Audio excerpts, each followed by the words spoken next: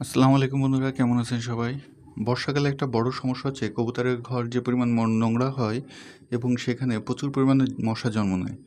এই মশাগুলো কবুতরকে যখন কামড়ায় কবুতরের খুবই সমস্যা হয়। আপনারা এই বিষয়টা অবশ্যই খেয়াল রাখবেন যে কবুতরের ঘরে যদি ময়লা হয় ময়লাটা সাথে সাথে পরিষ্কার করার চেষ্টা করবেন। আমার ঘরের অবস্থাও খারাপ। আমি কাল পরশুর ভিতরে চেষ্টা করব ময়লাগুলো পরিষ্কার করে ফেলানোর জন্য।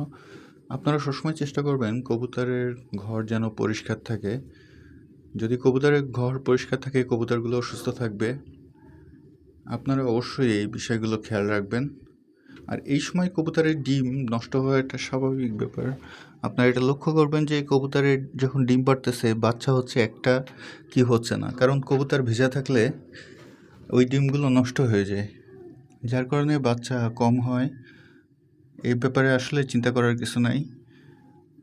ধন্যবাদ সবাইকে। ভিডিওটি ভালো লাগলে সাবস্ক্রাইব করে সাথে থাকবেন।